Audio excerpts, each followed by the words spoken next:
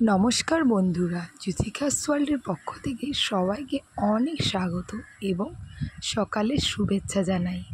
তো আমি আর একটি নতুন ভিডিও নিয়ে তোমাদের সঙ্গে চলে এলাম। তো যাই হোক, দেখো আমি সকালবেলা ছেলেকে খাইয়ে টাইয়ে দিয়েই তারপরে রান্নায় বসি। রান্নাটা করতে হবে, তাই না? নাহলে খাবোটা কি? তো যাই হোক, দেখো আমি আগে ভাজার জন্য আলু, পটল আর আলু ভাজা এবং পটল ভাজা, আর তার সঙ্গে হবে পটল পোস্ত, তার সঙ্গে হবে আর ডাল। ব্যাস, এই তো অনেক না? তো যাই হোক, দেখো আমি আলুগুলোকে চাক করে গোল গোল করে আলু ভাজা ভাজি। কেমন লাগে তোমাদের এইভাবে আলু ভাজা খেতে? আমার না খুব ভালো লাগে এবং আমার ছেলেকেও আমি এইভাবেই তৈরি করে দিই। তো যাই হোক, সবাই এইভাবেই খাবো। এই আলুটা ভাজা হয়ে গেল, তারপরে আমি পটলটা আমি ভেজে নেব। আর পটল পোস্ত করার জন্য আমি কাজু আর পোস্ত, লঙ্কা একসঙ্গে বেটে নিয়েছি। বেটে নেওয়া হলে পরে এবার আমি পটলগুলোকে ভেজে নিচ্ছি। ভেজে নেওয়ার পরে এইখানে পটলগুলো ভাজা প্রায় হয়েই গেছে। তারপরে আমি এদিকে আবার একটুখানি ছেলের জন্য ওটস করেছিলাম, সেটাও তৈরি করে ফেলেছি। ওটা তোমাদেরকে দেখানো হয়নি। যাই হোক, এই দেখো ডালটা আমার সিদ্ধ হয়েই গেছে। একদিকে ডাল করছি, একদিকে পটল ভাজা করছি। তো যাই হোক, এই দেখো আবার পটল ভাজা, সেটাও ভেজে নিলাম। যাই হোক, সবগুলোকে ভাজাভুজি কমপ্লিট করে ওই তেলে আর একটু তেল দিয়ে কালো জিরে আর শুকনো লঙ্কা ফোড়ন দিয়ে তাতে আমি এই কাজু আর পোস্ত বাটাটাকে দিয়ে ভালো করে মিক্সড করে নিলাম। নেওয়ার পরে যেই ফুটে আসলো, আমি ভেজে রাখা পটলগুলোকে দিয়ে দিলাম। তো দেওয়ার পরেই এটা একটু গা মাখা করে নেব। যাই হোক, একটু সামান্য নামানোর আগে একটু চিনি দিয়ে ব্যাস কমপ্লিট। তো দেখো, এই দেখো আমার রেডি হয়ে গেছে পটল পোস্ত। যাই হোক, এটা হয়ে যাওয়ার পরে আমি তার আগে ভাত হয়ে গেছে, আর এই যে সেই সিদ্ধ করা ডালটা আমি রাঁধুনি ফোড়ন দিয়ে ডালটাকে সম্বাদ দিয়ে নিলাম। আজকের দুপুরের রান্না আমার কমপ্লিট। তারপরে দেখো থালাটাকে আমি সাজিয়ে নিয়েছি সুন্দর করে। আলু ভাজা, পটল ভাজা, তার সঙ্গে গন্ধরাজ লেবু আর আমড়া দিয়ে ডাল আর পটল পোস্ত, তার সঙ্গে সাদা ভাতের সঙ্গে একটা কাঁচা লঙ্কা। যাই হোক, দুপুরে খাওয়া দাওয়ার কমপ্লিট। তারপরেই আমার হাজবেন্ড আমাদের জন্য একটা ছোট্ট ফ্যান অর্ডার করেছিল ফ্লিপকার্ট থেকে, তো সেটা দেখে চলে এসছে। যাই হোক, এটা পিক আপ করে নিলাম। তো এটা করার পরে আবার একটুখানি সন্ধ্যা হয়ে গেল প্রায়। তো যাই হোক, তার মাঝে একটু ঘুমিয়েছিলাম। তারপর সন্ধ্যার সময় একটু চা করে আমার এক বান্ধবী আসলো, তাকে একটু চা দিলাম, করে খেলাম। খাওয়া দাওয়ার পরেই চলে গেছিলাম বাজারে। বাজার থেকে একটু মাসের নানা রকম জিনিসপত্র কেনাকাটা ছিল এবং ছেলের কিছু খাবার ছিল, সেগুলো কিনে বাড়ি চলে এসেছি। তারপরে রাত্রিবেলায় কী খাবো বুঝতে পারছি না। তো যাই হোক, দেখছি কি করা যায়। ভাবলাম একটু খিচুড়ি করা যাক, অনেক দিন খিচুড়ি খাওয়া হয় না। তো দেখো, মুসুরির ডাল আর তোমার মুগ ডাল আর চাল একসঙ্গে মিক্সড করে আমি নিয়েছি। তারপরে এটাকে ধুয়ে টুয়ে সবজি দিয়ে খিচুড়িটা বানাবো।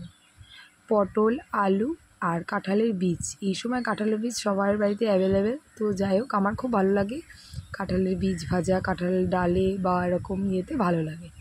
যাই হোক, দেখো আমি একদম সাদামাটাভাবে খিচুড়িটা করেছি এবং বলতে নেই, মানে এত ভালো হয়েছে, কোনো বাটা মশলা নেই, কিচ্ছু নেই। তোমরা দেখতেই পারবে আমি কিভাবে তৈরি করেছি খিচুড়িটা, ফাঁকিবাজি রান্না যাকে বলে আর কি।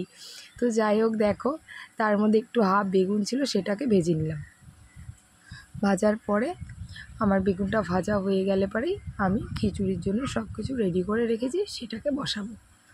যাই হোক, দেখো ভাজছি। এই বেগুনটা কিছুতেই উল্টাচ্ছে না বন্ধুরা, কি করি বলো তো? তারপরে ভিডিওটা অফ করে উল্টে নিলাম। যাই হোক, দেখো আমি তেলে জিরে ফোড়ন আর একটা শুকনো লঙ্কা আর তেজপাতা ফোড়ন দিলাম।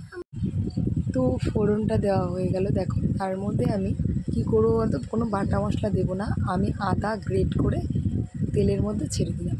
ছেড়ে দেওয়ার পরে যে সমস্ত আমি সবজিগুলোকে কেটে ধুয়ে রেখেছিলাম, সেটা এর মধ্যে দিয়ে দেবো। একটু ভাজা ভাজা হয়ে গেলে, লবণ হলুদ দিয়ে ভাজা ভাজা হয়ে গেলে পরে আমি ওই যে মুসুরির ডাল আর মুগ ডাল চাল একসঙ্গে মিশিয়ে ধুয়ে রেখেছিলাম, সেটা এর মধ্যে দিয়ে ভেজে নেবো একটু ভালো করে। ভাজার পরে তো যাই হোক দেখো লবণ হলুদ দিয়ে সবজিটাকে ভালোভাবে ভেজে নিই। না হলে পরে আমি চাল ডাল যেটা ভিজিয়ে রেখেছিলাম সেই ধোয়া চাল ডালটা এর সঙ্গে দিয়ে কিছুক্ষণ ভাজতে হবে লবণ হলুদ। আর এবার বন্ধুরা দেখো আমি এটাকে আলু পটল আর সেই কাঁঠালের বীজ বিখ্যাত সেটাকে ভালো করে ভেজে নিচ্ছি। এই আমার ভাজা কমপ্লিট। আর চাল ডালটাকে দিয়ে দেবো, দিয়ে এটা আবার নাড়াচাড়া করবে। এর সঙ্গে কিছুটা একটু জল ছিল, সেই জলটাও যেন একদম শুকিয়ে যাবে ভাজতে ভাজতে শুকিয়ে গেলেই তারপরে আমি এটাকে জল দিয়ে ঢেকে রাখবো। তো দেখো আমার এগুলো কমপ্লিট। এবার জল দিতে হবে, নাহলে একদম লেগে যাবে, পুড়ে যেতে পারে। তো জল দিয়ে আমি খিচুড়িটাকে ঢাকা দিয়ে রেখে দিচ্ছি।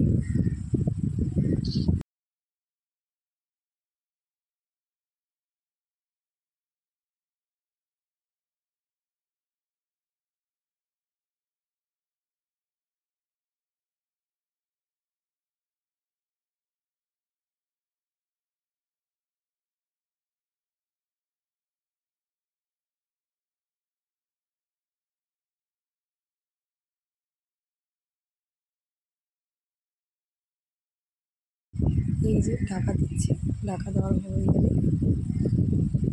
তারপর কিছুক্ষণ ওয়েট করব। আর খিদেও পেয়ে গেছে, ভালোও লাগছে না, কী করব। যাই হোক বসে আছি, বসে এই থেকে তারপর অনেক অপেক্ষার পরে দেখছি যে ঢাকাটা তোলার পরে দেখছি আবার দিকে জলটা অনেকটাই কম, আর একটু হবে। যাই হোক যারা ঝুরঝুরে খিচুড়ি খায় তাদের জন্য এটা ছিল একদম পারফেক্ট।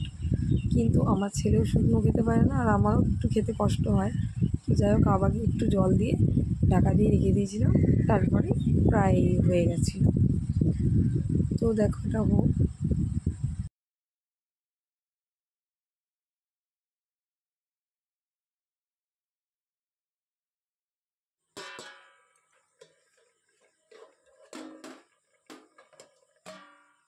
তারপরে এই যে দেখছি ফুটে গেছে। তো মা বললো বেশি টানাস না, তাহলে কিন্তু আবারও সেই শুকনো হয়ে যাবে, খেতে পারবি না। যাই হোক তারপর হয়ে যাওয়ার পরে আমি ভেজে রাখা মশলা আর ঘি দিয়ে খিচুড়িটাকে নামিয়ে নিয়েছিলাম। তো বন্ধুরা কেমন লাগলো আমার ভিডিওটা অবশ্যই কমেন্ট করে, লাইক কমেন্ট করে এবং সাবস্ক্রাইব করে এবং শেয়ার করে আমার পাশে থেকো। আর আমার ভিডিওটা দেখার জন্য অনেক ধন্যবাদ এবং অনেক ভালোবাসা রইল তোমাদেরকে। তো আমি প্রত্যেকের পাশে আছি এবং আমি সবার পাশে থাকতে চাই। আর সবাই আমাকে একটু সাপোর্ট করো, যাতে আমি লং ভিডিওগুলোকে ভালো করে প্রেজেন্ট করতে পারি তোমাদের সামনে। তো তার মধ্যে দেখো আমার খিচুড়িও রেডি হয়ে গেল।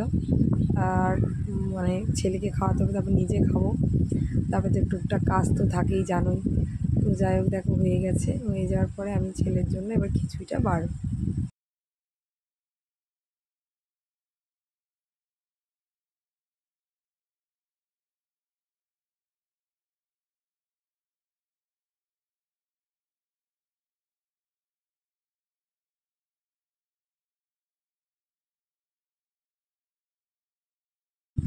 এই যে খিচুড়িটা আমার বাড়া হয়ে গেছে, খিচুড়ি আর বেগুন ভাজা ওকে খাইয়ে দিলাম রাতে।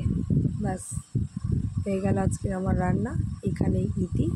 সবার সুস্থ থাকো এবং ভালো থাকো। টাটা।